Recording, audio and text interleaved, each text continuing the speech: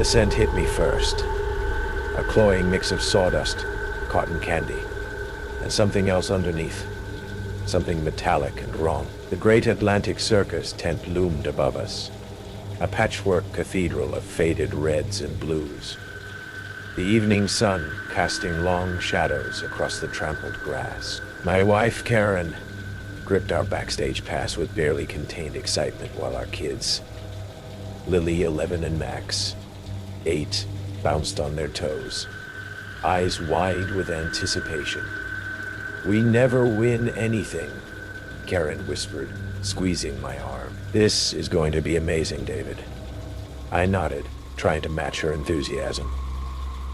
But something felt off. Maybe it was the way the ticket-taker's smile hadn't reached his eyes when he'd examined our pass, or how the cheerful calliope music seemed to waver occasionally, hitting notes that sent a chill down my spine. Just nerves, I told myself. Just the natural unease of being somewhere unfamiliar. As we waited by the performer's entrance, I noticed a man watching us from near the animal cages. Tall, lean, dressed in faded jeans and a staff t-shirt. He seemed to be studying us with unusual intensity. When our eyes met, he didn't look away. He smiled. "Henderson family?" A voice startled me from behind. We turned to find a young woman in a sequined leotard, her makeup slightly smeared at the edges. "I'm Eliza. I'll be your guide today." Her accent was vaguely Eastern European, her smile professional but tight. "The children, they're excited, yes." Max nodded enthusiastically. "Can we see the lions and the fire eater?" Of course, Eliza replied. But her eyes kept darting toward the man who'd been watching us. "We start with costume tent. This way, please." The backstage area was a labyrinth of cables, equipment cases, and makeshift pathways between tents and trailers.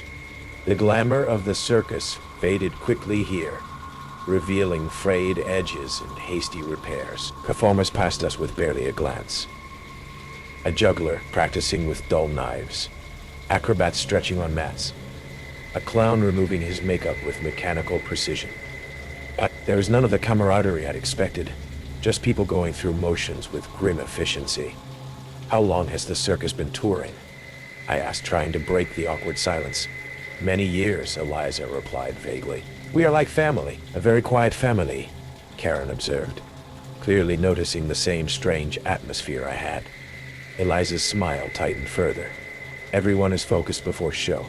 Very professional." We continued past animal enclosures that seemed too small, through a costume tent filled with sequins and feathers, and into an area where stagehands were preparing props. Throughout the tour, I noticed how Eliza would steer us away from certain areas with practiced excuses.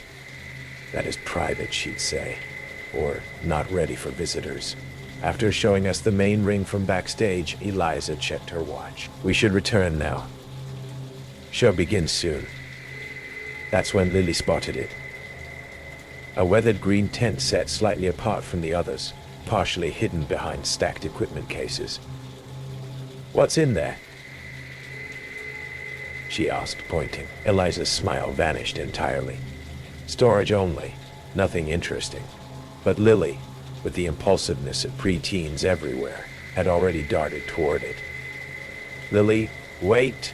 I called, hurrying after her with Max close behind. "Please," Eliza said sharply. "It's not part of tour." I caught up to Lily just as she pushed aside the tent flap. Inside was what appeared to be a makeshift dressing room. Mirrors, costume racks, makeup stations. But at the back, partially hidden behind a heavy trunk, was what looked like a door cut into the canvas wall. And from behind it came a sound, a soft, muffled whimper. "Did you hear that?" Lily whispered, her eyes wide. "I did. We all did." Even Karen, who had followed us despite Eliza's protests, exchanged a worried glance with me. "We should go," she said quietly, but I could see the concern in her eyes. "Hello?" I called softly. "Is someone there?"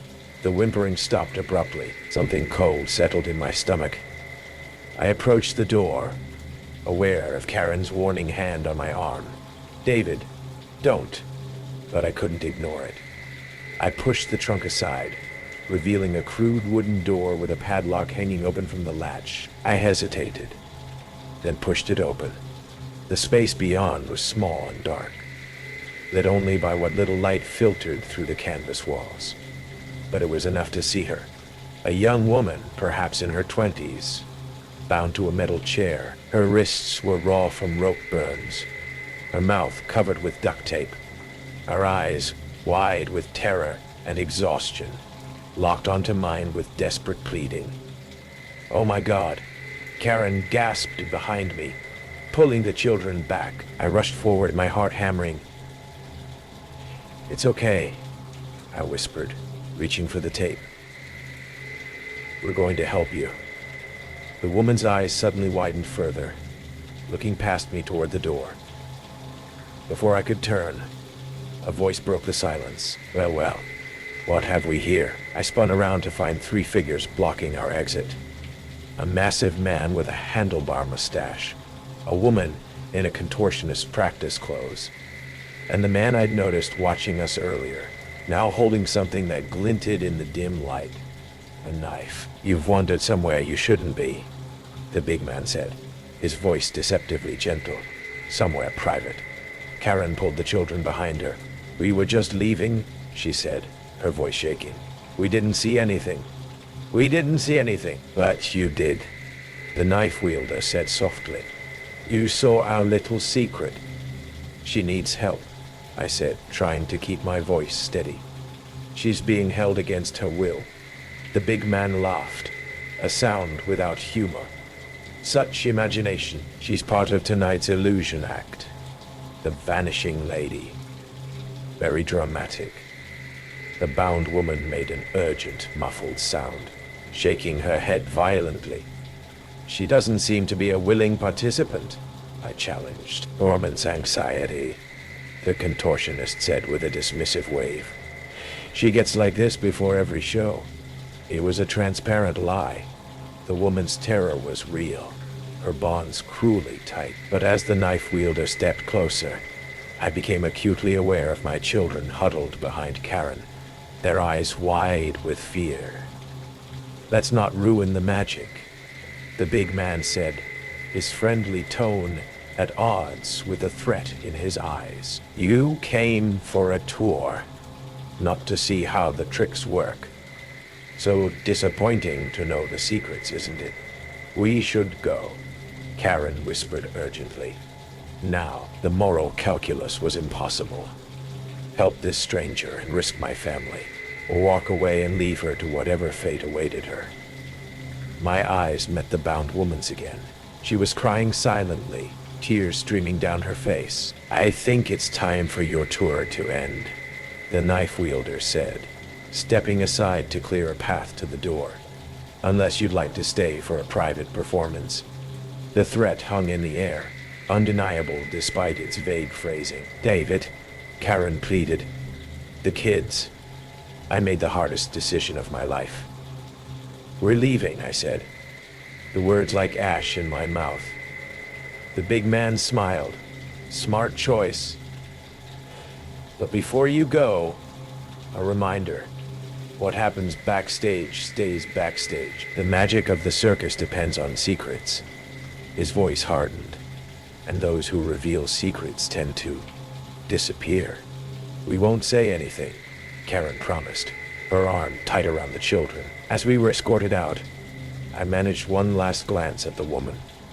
Her eyes held no accusation, just despair as the door closed between us. Eliza led us back to the main entrance in silence, her earlier friendliness completely gone. At the exit, the knife wielder appeared again, handing each child a balloon with a circus logo. "A souvenir," he said, smiling coldly, "to remember us by." The drive home was silent, the children subdued, the festive balloons bobbing in the back seat like a mockery of the horror we'd witnessed. Once they were in bed, Karen turned to me. "We have to call the police," she whispered. I was already dialing. The dispatcher took my information, but I could hear the skepticism in her voice. when two officers arrived at our house an hour later.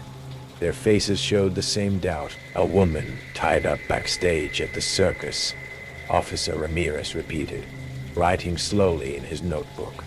"Did you get her name?" "She was gagged," I explained for the third time. "And these circus performers threatened you?" "Not explicitly," Karen admitted, but it was clear what they meant. Officer Chen exchanged a glance with his partner. "We'll check it out," but without more to go on. They left with promises to investigate, but I knew from their faces, from their tone, that they didn't believe us. Or worse, they didn't care enough to pursue it. The next morning, I drove back to the fairgrounds myself. The circus was gone, packed up overnight, leaving only flattened grass and scattered trash, like they'd never been there at all. I called the police again, but Officer Ramirez just sighed. "Circuses move on, sir. That's what they do." "But the woman?" "We found no evidence of any crime," he said firmly. "No signs of struggle. No reports of missing persons matching your description." I spent the next week searching online for any mention of the Great Atlantic Circus, for missing persons reports in towns along their route. I found a few possibilities. A college student in Ohio, a waitress in Pennsylvania, a teacher in Virginia, but nothing concrete, nothing I could prove. Karen worried about my obsession, about the toll it was taking. The children had nightmares. We all jumped at unexpected sounds. But I couldn't let it go. Couldn't forget those eyes, that silent plea for help. Then the first postcard arrived. No stamp, no postmark, just our address and a single line of text.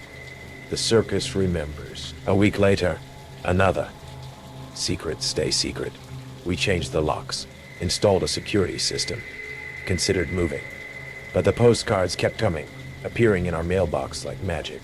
Each one a reminder that we were being watched. 3 months after our visit to the circus, I arrived home to find a package on our porch. Inside was a single red balloon, identical to the ones given to our children, and a Polaroid photograph of our house, taken that morning, with Karen getting the kids into the car for school, written on the back in neat, precise handwriting. "The next performance is soon."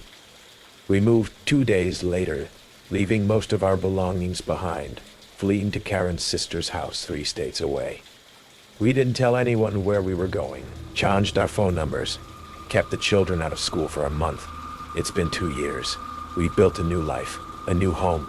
The children rarely mention the circus now, though Lily still sleeps with her light on. Karen's eyes were safe, that we've put enough distance between us and that day. But sometimes, when I check the mail, I hold my breath until I'm sure there's nothing unexpected inside. Sometimes, when I see a red balloon, my heart stops for a moment. And always, I wonder about the woman in that hidden room. I wonder if she's still there, bound and gagged, being moved from town to town in that green tent. I wonder if she's still alive. I wonder if I could have saved her if I'd been braver, if I'd been willing to risk everything. Because the true horror isn't just what we saw that day. It's what we did, what I did. I walked away. I left her there, and somewhere out there, a circus continues its tour, performing its magic, keeping its secrets, and I know, with a certainty that keeps me awake at night, that they haven't forgotten us either. The soft whisper of canvas flapping in the night wind was the only sound when I arrived at Ringmaster's Circus at 11:47 p.m. My patrol car's headlights cut through the darkness, illuminating the colorful big top that looked almost sinister under the stark white beams.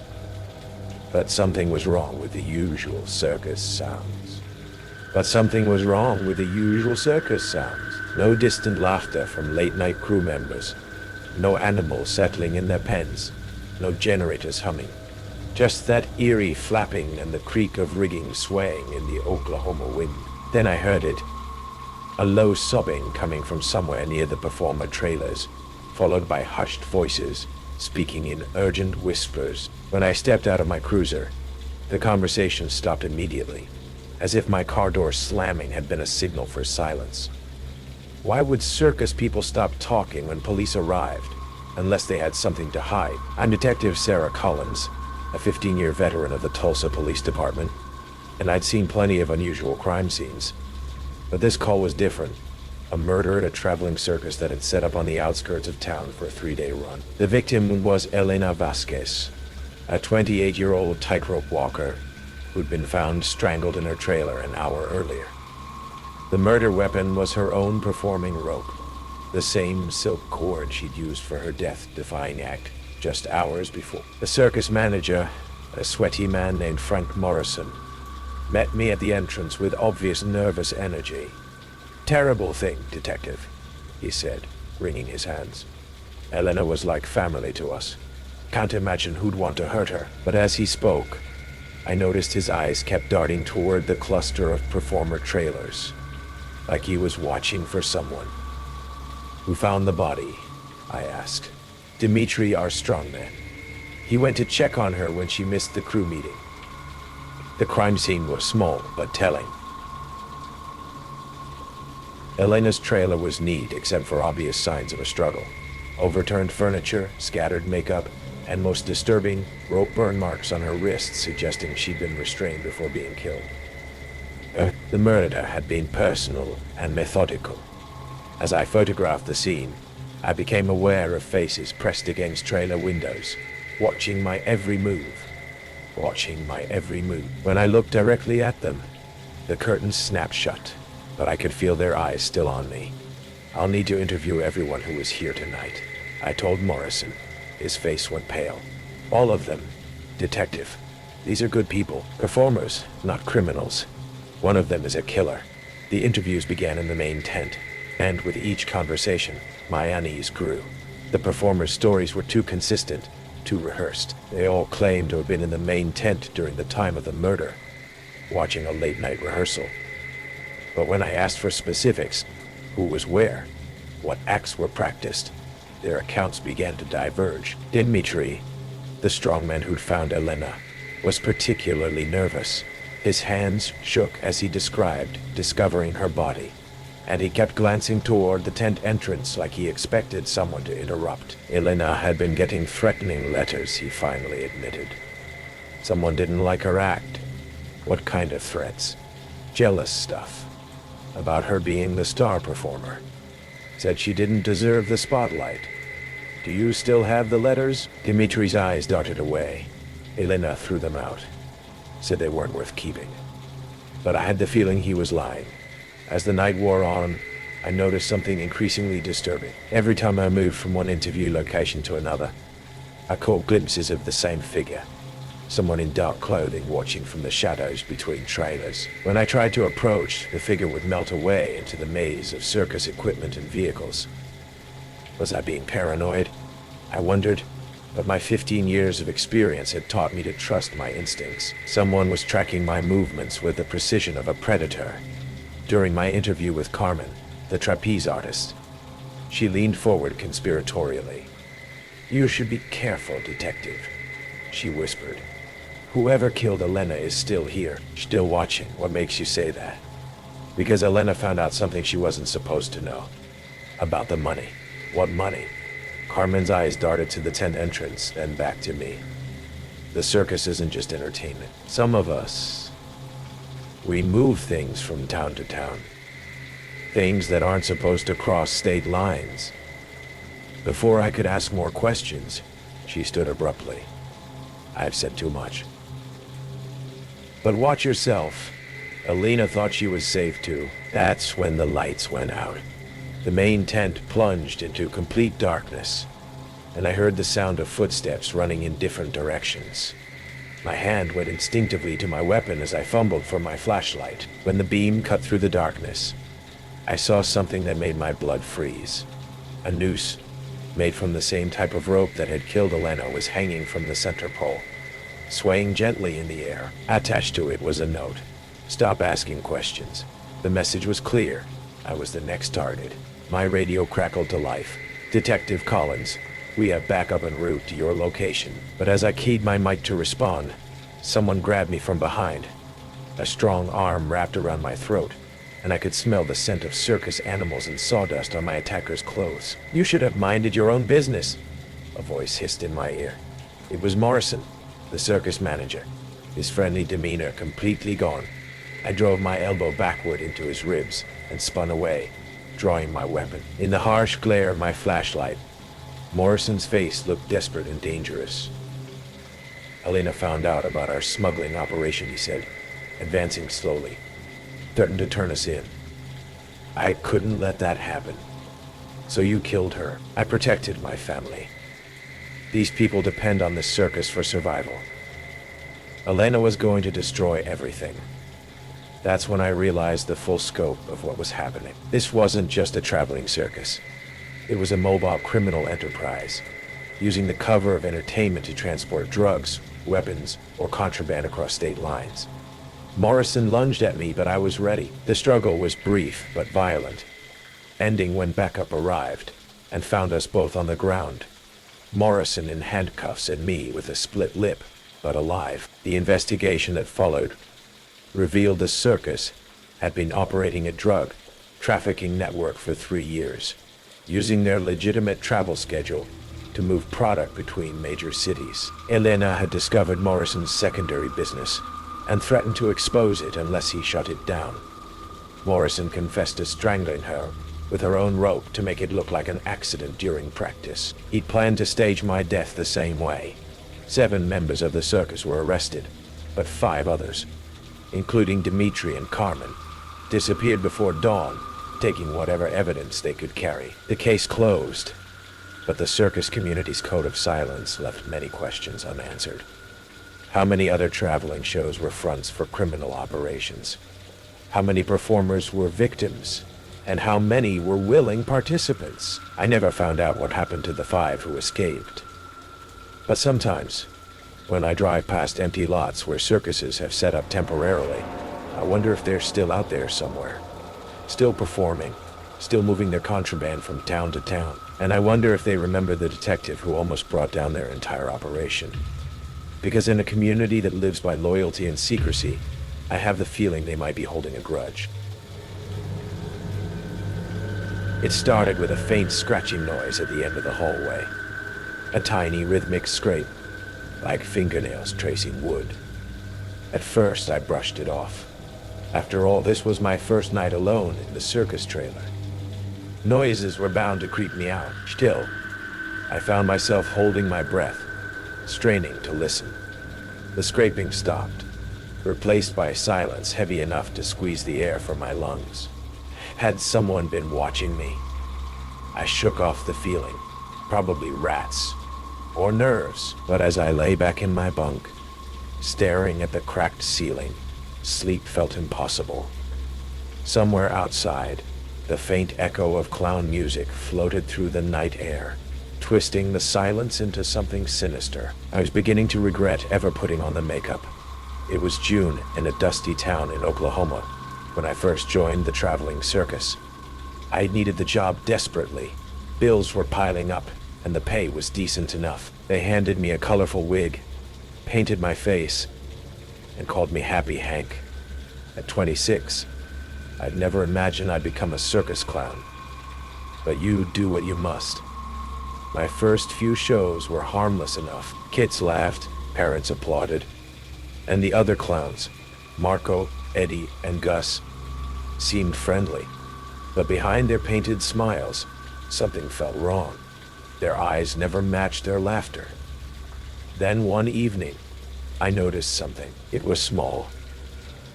A baggie slipping from Eddie's oversized glove after our performance. He quickly snatched it back up, eyes darting nervously. Later that night, through a narrow crack in the dressing room door, I saw Eddie, Marco, and Gus unloading bundles wrapped in plastic from their costumes. It didn't take long to realize what was going on. The clown suits were the perfect cover for smuggling drugs from town to town. The discovery made my gut twist in knots. These men weren't just criminals. They were dangerous. At first, I considered ignoring it, minding my business until the season ended. But guilt ate at me.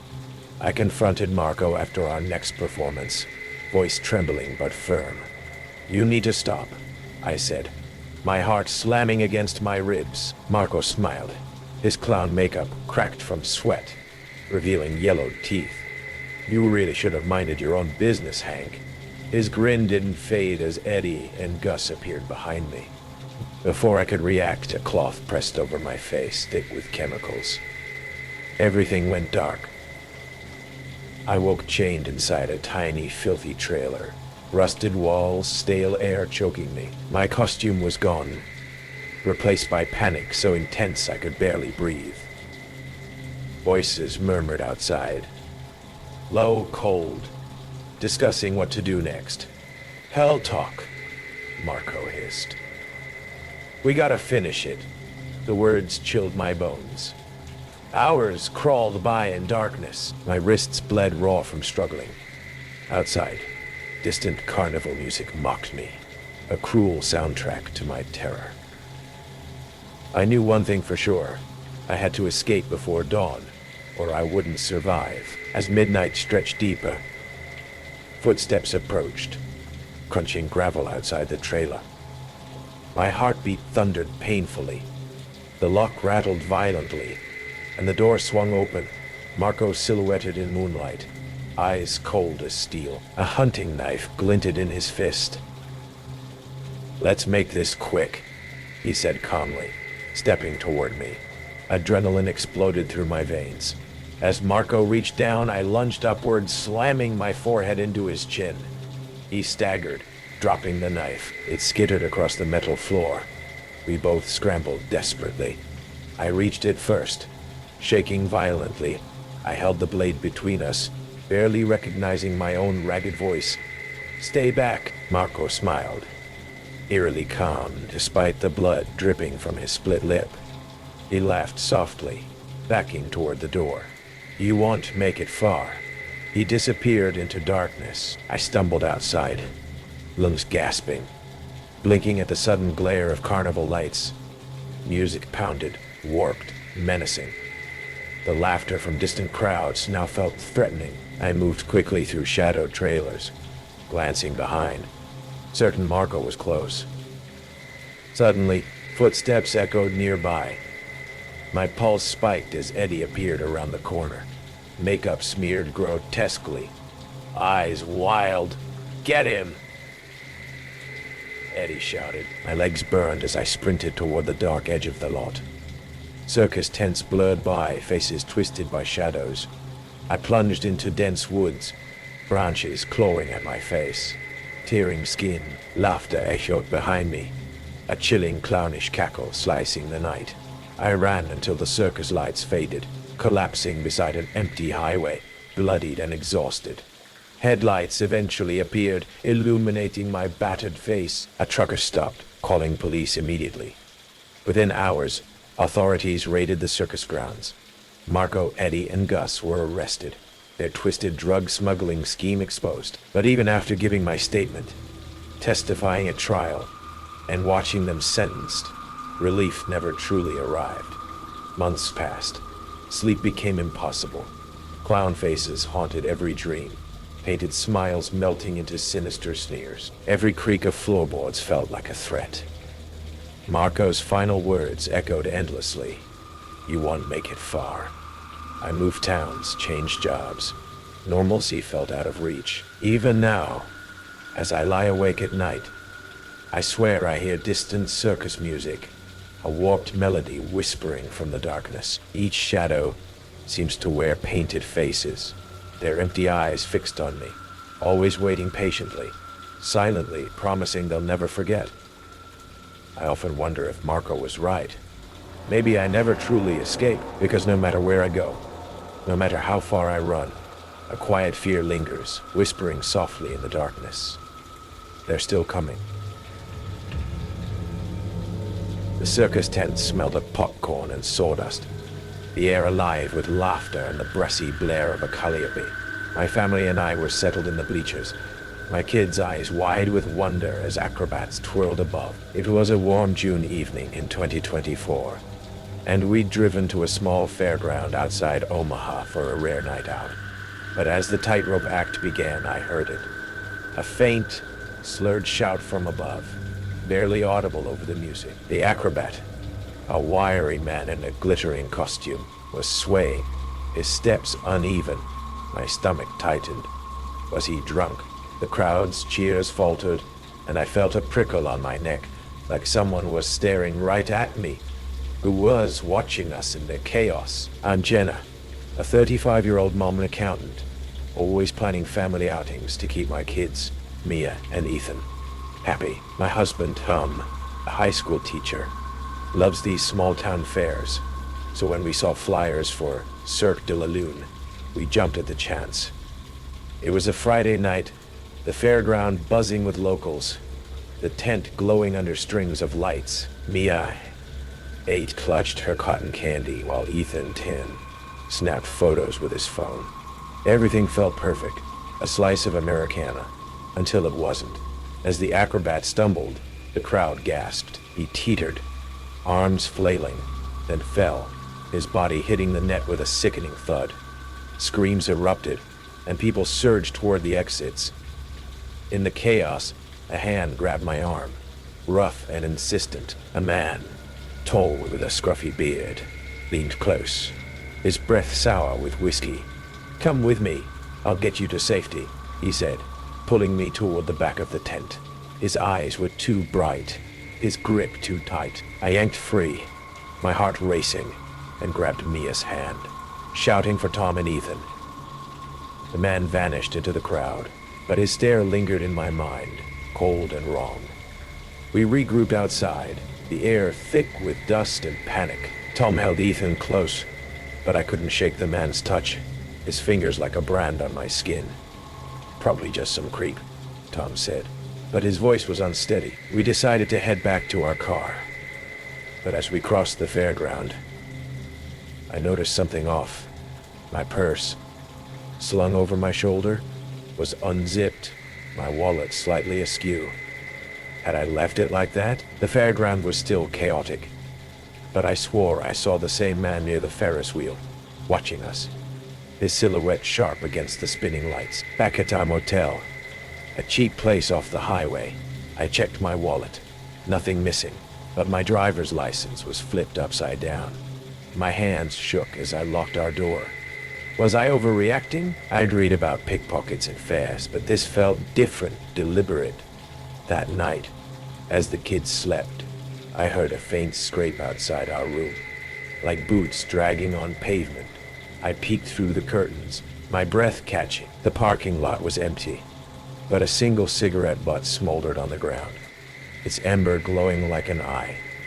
Tom said it was nothing, but he double-checked the lock. The next morning, we planned to leave, but Mia begged to see the circus daytime show, a family-friendly event, to make up for the fiasco. Against my better judgment, we went. The tent was half empty, the mood subdued, but the same man was there, sitting 3 rows back. He wasn't watching the show. His eyes were on me, unblinking.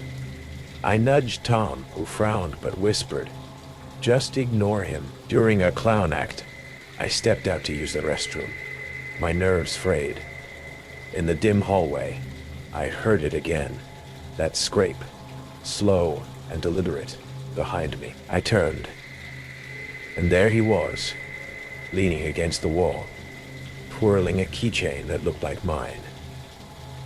"Lost something," he said, smirking. I bolted back to the tent, my pulse hammering. My keychain was gone from my purse. How had he gotten it? I told Tom we were leaving, no arguments. As we hurried to the car, I saw him again, standing by the ticket booth, his smirk gone, his eyes dark and focused. The fairground felt like a trap, every laugh and light hiding something sinister. In the car, Ethan said he'd seen the man talking to a clown earlier, their heads bent close, like they were planning something. My stomach dropped. Was this more than one guy? We drove to a police station in Omaha, my hands gripping the wheel. The officer, a tired woman named Delgado, listened as I spilled everything. The grab, the keychain, the staring. She nodded, her face grim. "We've had complaints about that circus," she said. She said, shady types. Drifters. Using the chaos to target people. Especially families. They'd pick someone, scare them, sometimes rob them, or worse. They'd found a stolen car linked to the circus crew, filled with IDs, wallets, and photos of families, some with faces circled. Mine was there, my license photo staring back at me. We didn't go back to the fairground. The police raided the circus that night, arresting a few crew members.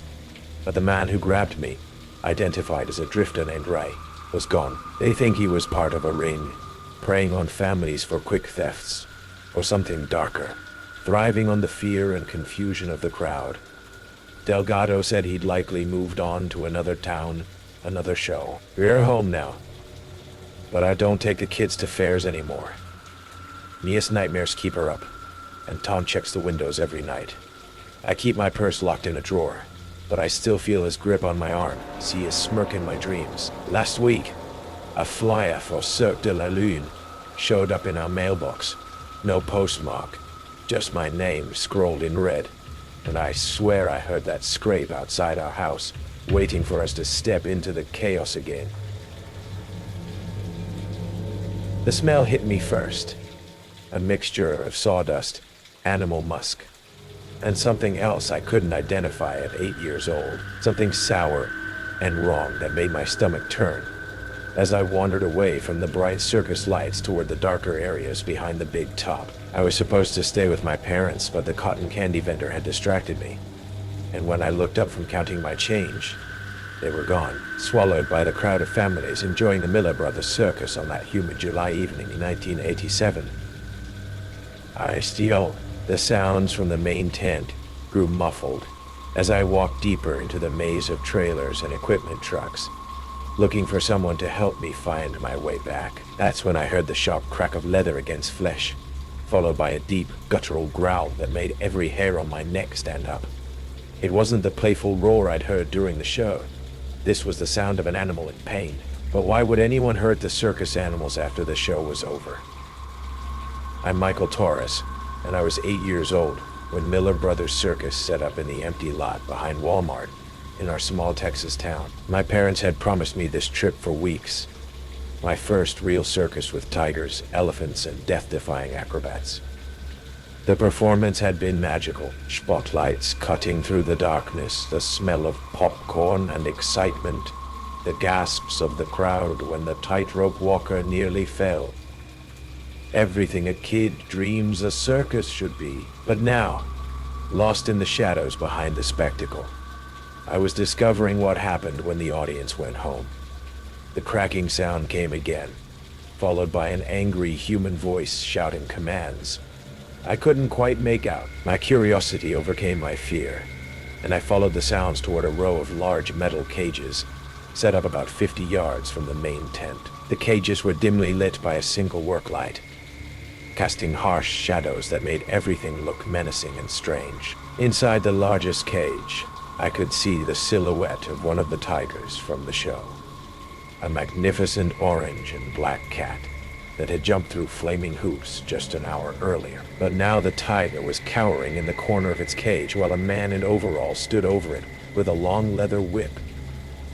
"You think you can embarrass me out there?" the man snarled, raising the whip again. "Think you can miss your cues and make me look like a fool?" The whip cracked across the tiger's flank, and the animal roared in pain and fury.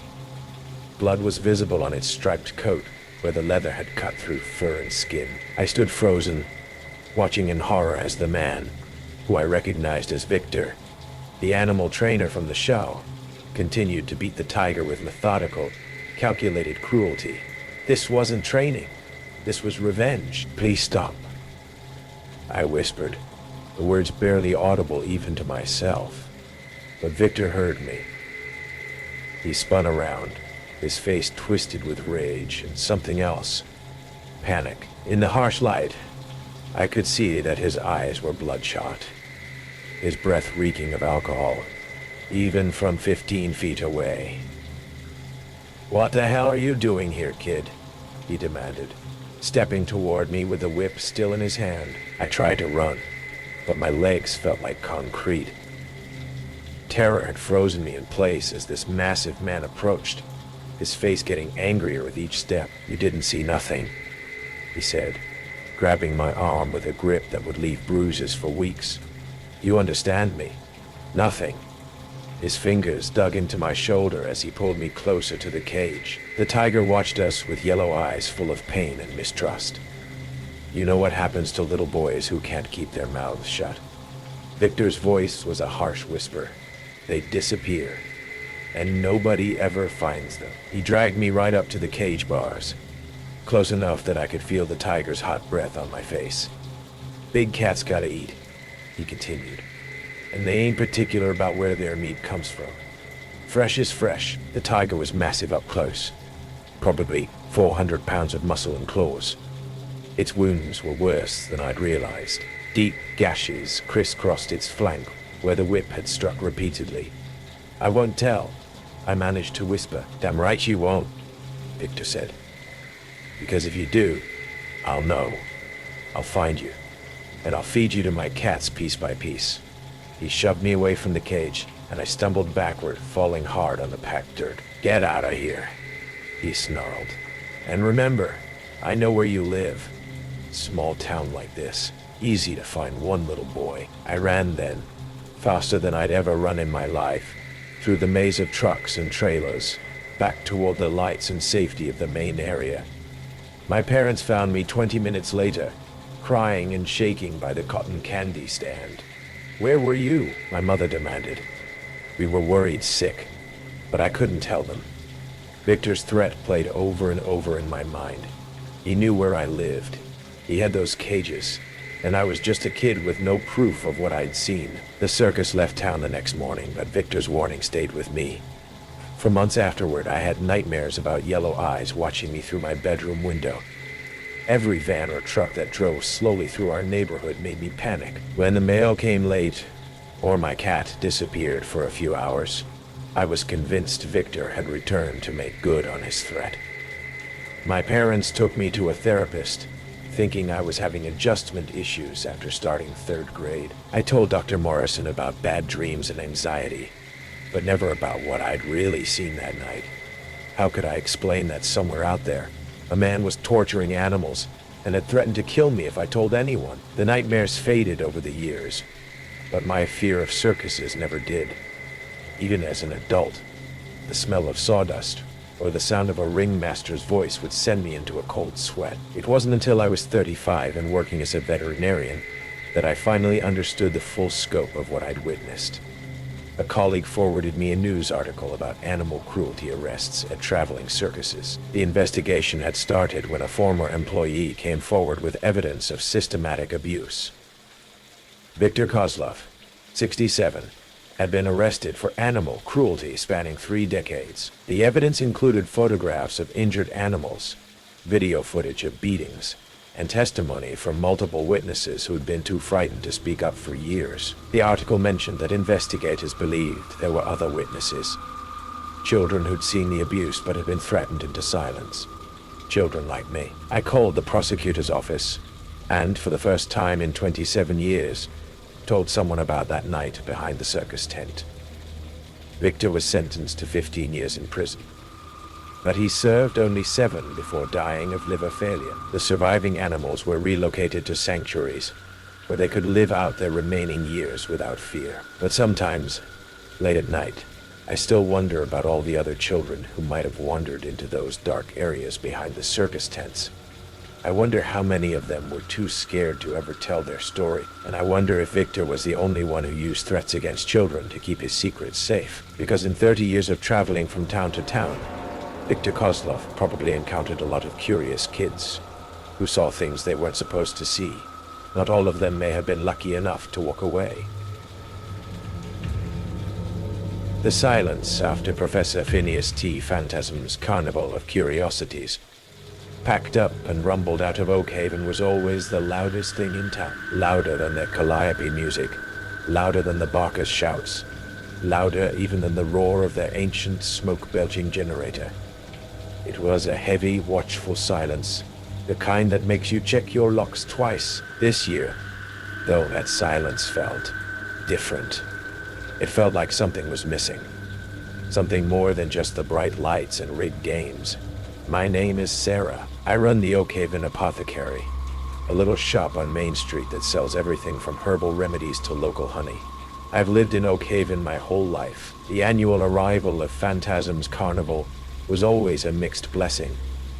A brief, chaotic injection of excitement into our sleepy routine, followed by a collective sigh of relief when their dusty wagons finally creaked away, usually leaving behind nothing worse than a field of trampled grass and a few disgruntled teenagers who'd lost their allowance on the ring toss. The first inkling that this year was more than just the usual post-carnival quiet came from Mrs. Henderson, who lives next door to me.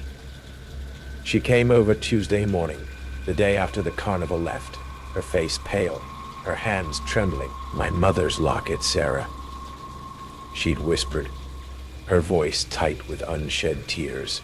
"It's gone. The one with the little blue bird. I always keep it on my dresser." I helped her search, of course. We turned her little cottage upside down.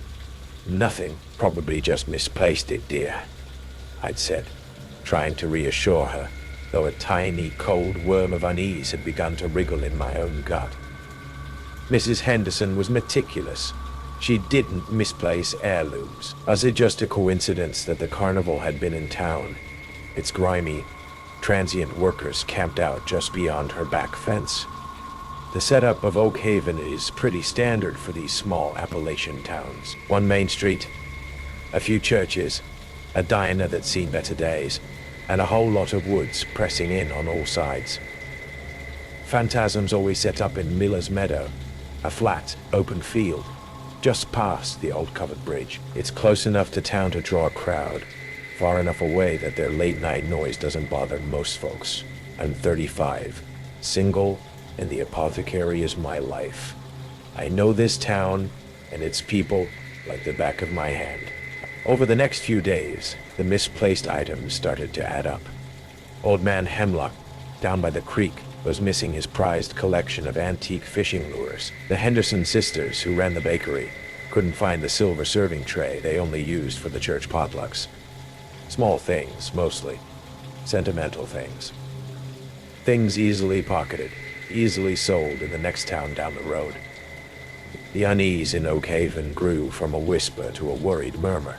Sheriff Brody, a man whose usual concerns ran more to stray dogs and kids toilet papering the mayor's oak tree, started looking grim. He took reports, asked questions. But Phantasm's Carnival, as always, had left no forwarding address, no way to track them beyond the vague direction their dusty convoy had headed. Then young Mr. Abernathy disappeared. Thomas Abernathy. He was a quiet, bookish man in his late 20s, worked part-time at the library, lived alone in a small cottage near Miller's Meadow. He hadn't shown up for work on Monday, the day the carnival left, or Tuesday. By Wednesday, his mother, frantic, had called the sheriff. I'd seen Thomas arguing with one of the carnival workers on Sunday night near the edge of the fairgrounds. A tall, wiry man with greasy hair and a snake tattoo coiling up his forearm. The argument had looked heated, Thomas gesturing angrily, the carney just smirking, his eyes cold. I hadn't thought much of it at the time. Now the memory sent a shiver down my spine. The feeling of being watched, of an unseen threat lingering in the quiet spaces the carnival had vacated, became almost palpable. I started double-checking the locks on my shop, on my little apartment above it. The familiar streets of Oakhaven suddenly felt alien, unsafe. Was I overreacting? I asked myself, staring out at the empty, silent meadow where the bright lights and raucous music had been just days before. Or had the carnival left more than just trampled grass and bad memories this time? Sheriff Brody organized a search for Thomas Abernathy. We combed Miller's Meadow, the woods bordering it, the creek banks. Nothing. It was as if he'd just vanished. The only thing they found was a single muddy work boot, Thomas's size, near the spot where the carnival's House of Illusions tent had been pitched. And near that booth, almost hidden in the matted grass, I found something else, a small tarnished silver button, intricately carved with a coiled snake. Identical to the buttons on the vest the tattooed carny had been wearing. The escalation was swift, chilling. This was something far darker. The missing items, Thomas's disappearance, the argument, the button, it all pointed back to Phantasm's carnival. But they were long gone, ghosts on the wind. Or were they? One night, about a week after Thomas vanished, I was working late in the apothecary, trying to catch up on inventory, the silence of Main Street pressing in. I heard a noise from the back alley, a soft scrape, then a thud, like something heavy being dropped. My heart leaped into my throat. I crept to the back window, peered through a crack in the dusty blinds. Two figures, silhouetted in the dim glow of the single street lamp at the alley's mouth. They were trying the back door of Henderson's bakery. One of them looked tall, wiry. Even in the shadows, I could almost see the glint of that snake tattoo. They hadn't all left. I fumbled for my phone, dialing 911, my voice a shaky whisper. As I was talking to the dispatcher, I saw them give up on the bakery door and start moving down the alley, towards my shop, towards my back door. The climax was a blur of terror. I heard them at my own back door, the wood groaning as they put their shoulders to it. I barricaded it with a heavy sack of dried lavender and a display stand, shouting into the phone, praying the sheriff would get there in time. The lock splintered. The door burst open. The door burst open. The tall, wiry man, the one with the snake tattoo, stepped in, a crowbar in his hand, his eyes glinting in the dim light from the shop. His companion, shorter, stockier, pushed in behind him. Looking for something else to add to your collection, little lady. Snake tattoo sneered, his gaze sweeping over my shelves of herbs and remedies. Or maybe you know where young Abernathy kept his valuables. Before I could answer, before they could take another step, the wail of sirens cut through the night. They froze, cursed. Cops! Let's go! Snake tattoo snarled. They turned to flee, but Sheriff Brody and two deputies were already blocking the alley entrance, guns drawn.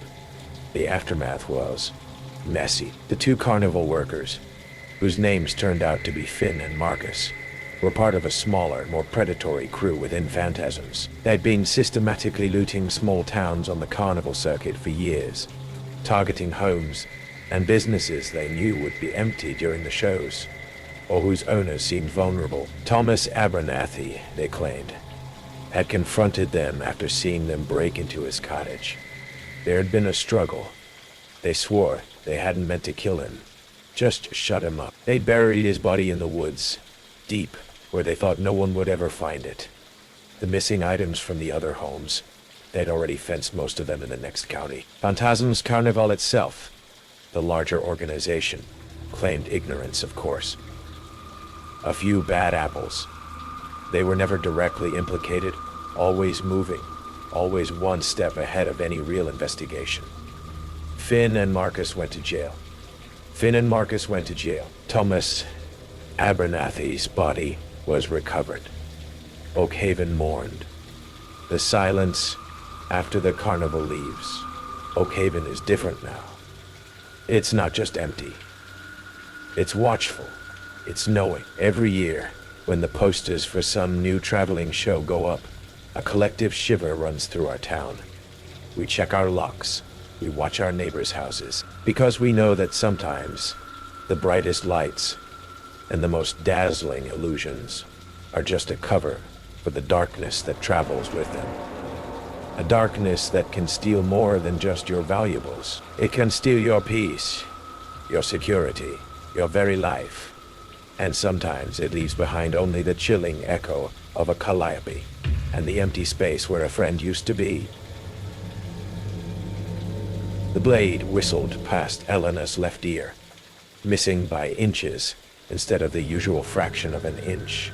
and buried itself deep in the wooden board behind her head. For the first time in 3 years of watching Victor and Elena's knife-throwing act, I heard the audience gasp in genuine fear instead of choreographed excitement. Elena didn't flinch. She never flinched, but in the harsh spotlight, I caught something in her dark eyes that I'd never seen before. Not relief that the knife had missed, but disappointment that it hadn't found its mark. From my position operating the spotlight booth, I had the best view in the tent. I'd watched this act dozens of times, and Victor's aim was always perfect.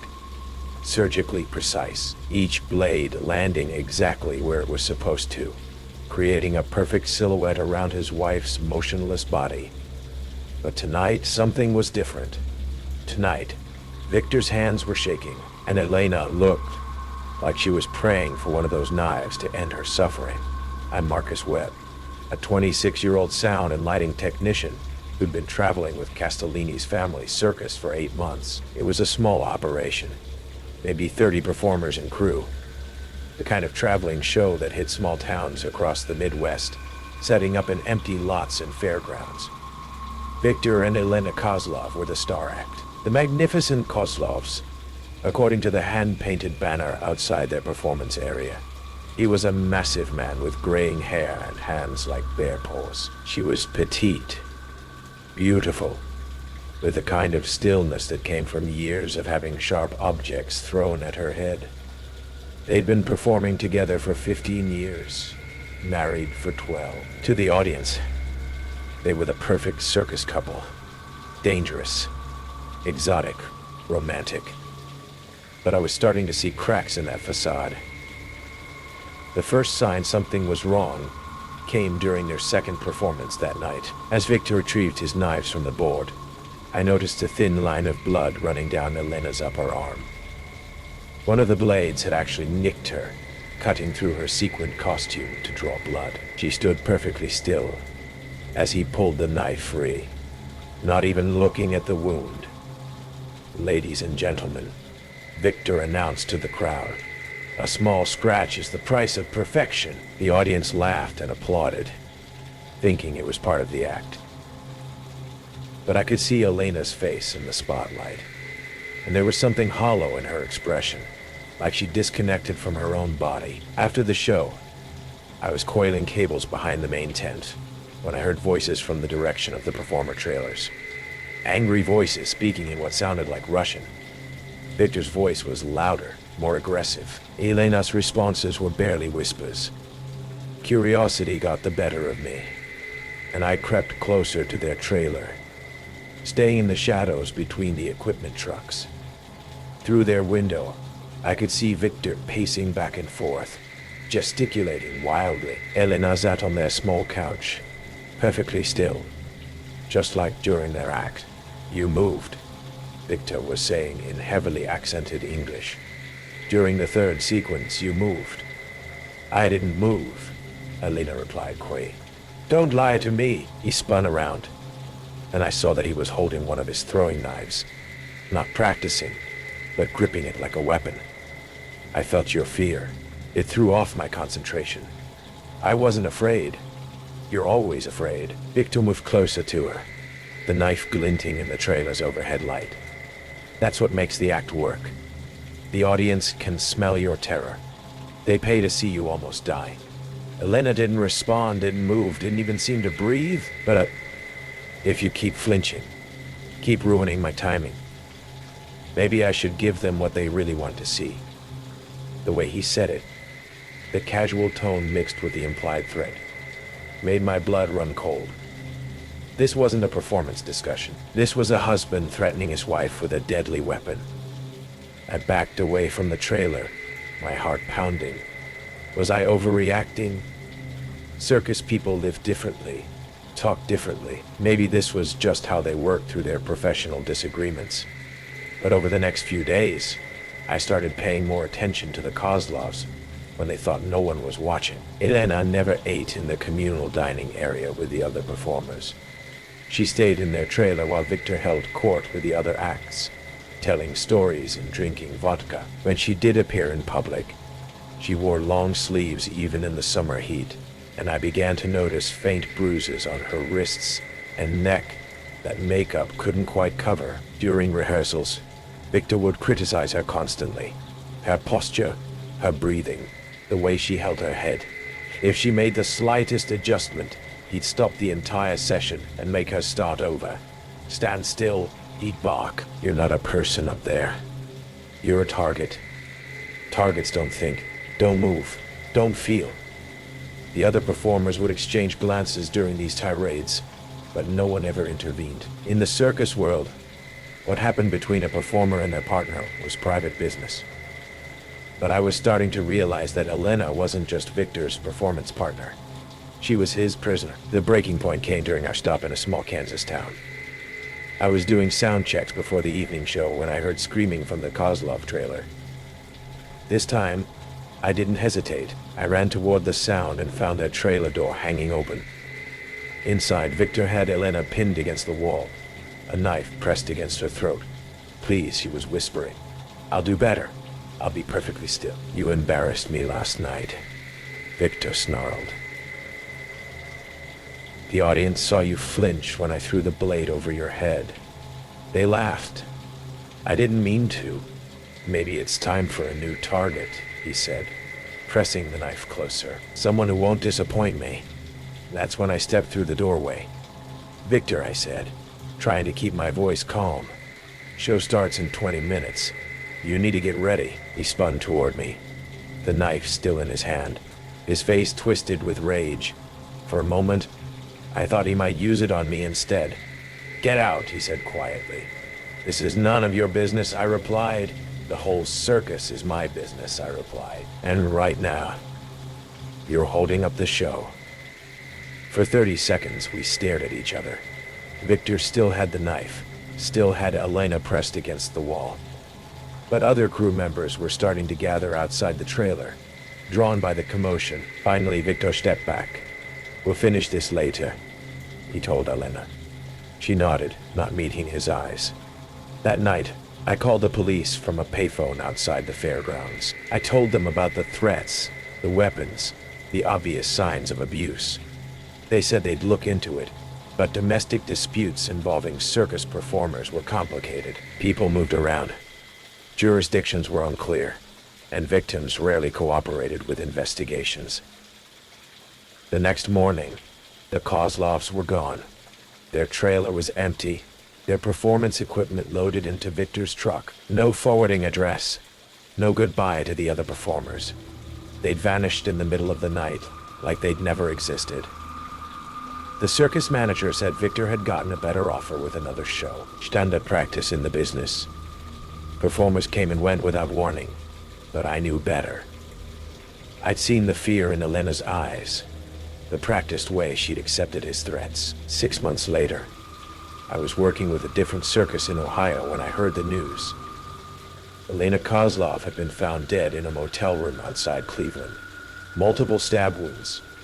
Her husband Victor was wanted for questioning, but had disappeared. The police report mentioned that she'd been working as a waitress, trying to start a new life away from the circus. But Victor had found her anyway. They never caught him. For all I know, he's still out there somewhere.